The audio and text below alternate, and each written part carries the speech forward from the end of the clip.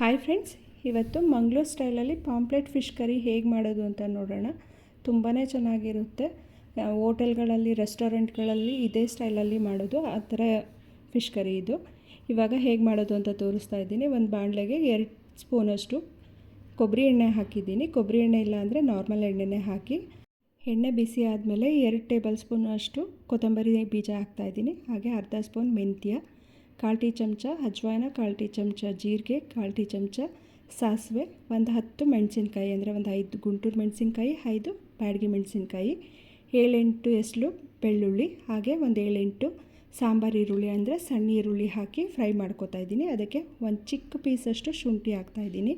ಇಷ್ಟನ್ನು ಫ್ರೈ ಮಾಡ್ಕೊಂಡಾದಮೇಲೆ ಒಂದು ಪ್ಲೇಟಿಗೆ ಎತ್ತಿಟ್ಕೊಂಡು ಅದೇ ಬಾಣಲೆಗೆ ಮತ್ತೆ 1 ಸ್ಪೂನ್ ಎಣ್ಣೆ ಹಾಕಿ ಒಂದು ಅರ್ಧ ಬೌಲಷ್ಟು ಕಾಯಿ ಚೂರನ್ನ ಹಾಕ್ತಾಯಿದ್ದೀನಿ. ಕಾಯಿ ಚೂರು ಮಾಡಬೇಕು ಅಂತ ಏನಿಲ್ಲ, ತುರ್ದು ಕೂಡ ಹಾಕ್ಬೋದು. ಅದನ್ನು ಕಾಯನ್ನು ಫ್ರೈ ಮಾಡ್ಕೊಂಡಾದಮೇಲೆ ತಣ್ಣಗಾಗಕ್ಕೆ ಬಿಟ್ಟು, ತಣ್ಣಗಾದಮೇಲೆ ಜಾರಿಗೆ ಹಾಕಿ ಅದ್ರ ಜೊತೆಗೇ ಒಂದು ಸಣ್ಣ ಪೀಸ್ ಚಕ್ಕೆ, 2 ಲವಂಗ, ಒಂದು ಅರ್ಧ ನಿಂಬೆಹಣ್ಣು ಗಾತ್ರದಷ್ಟು ಹುಣಸೆಹಣ್ಣು ಹಾಕ್ತಾಯಿದ್ದೀನಿ.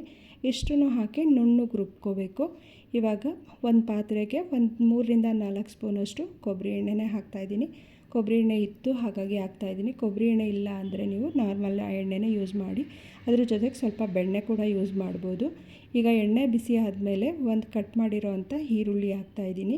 ಈರುಳ್ಳಿ ಹಾಕಿ ಚೆನ್ನಾಗಿ ಫ್ರೈ ಮಾಡ್ಕೋಬೇಕು. ಈರುಳ್ಳಿ ಚೆನ್ನಾಗಿ ಫ್ರೈ ಆದಮೇಲೆ ಇದಕ್ಕೆ 1 ಇಂಚಷ್ಟು ಶುಂಠಿನ ಉದ್ದುದ್ದಕ್ಕೆ ಕಟ್ ಮಾಡಿ ಹಾಕ್ತಾಯಿದ್ದೀನಿ. ಸಾಂಬಾರಲ್ಲಿ ಶುಂಠಿ ಎಲ್ಲ ಸಿಗ್ತಾಯಿದ್ರೆ ತುಂಬಾ ಟೇಸ್ಟು ಚೆನ್ನಾಗಿರುತ್ತೆ ಅಂತ ಹೀಗೆ ಕಟ್ ಮಾಡಿ ಹಾಕ್ತಾಯಿದ್ದೀನಿ.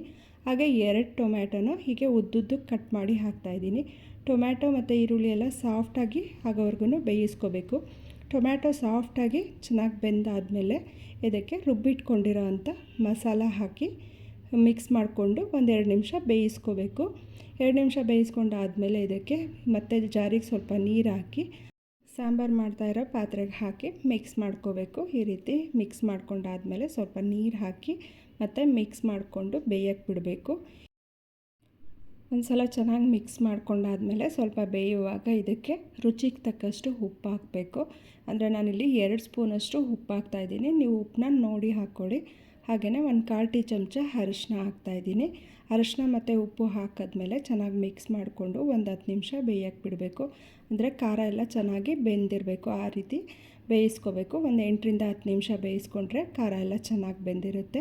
ಖಾರ ಎಲ್ಲ ಚೆನ್ನಾಗಿ ಬೆಂದಾದಮೇಲೆ ಇದಕ್ಕೆ ತೊಳೆದಿಟ್ಕೊಂಡಿರೋ ಅಂಥ ಮೀನು ಹಾಕಬೇಕು. ನಾನಿಲ್ಲಿ 1 kgಯಷ್ಟು ಫಿಶ್ನ ಹಾಕ್ತಾಯಿದ್ದೀನಿ.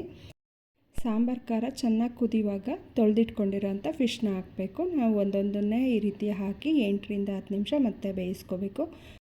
ತುಂಬ ಟೈಮ್ ಫಿಶ್ನ ಬೇಯಿಸಿದ್ರೆ ಚೆನ್ನಾಗಿ ಬೆಂದಾದಮೇಲೆ ಫುಲ್ ಎಲ್ಲ ಬಿಟ್ಕೊಬಿಡುತ್ತೆ, ತಿನ್ನೋದಕ್ಕೆ ಸರಿಯಾಗಿ ಸಿಗಲ್ಲ, ಈಗ ಎತ್ತಕ್ಕೂ ಆಗಲ್ಲ, ಆ ರೀತಿ ಆಗಿಬಿಡುತ್ತೆ.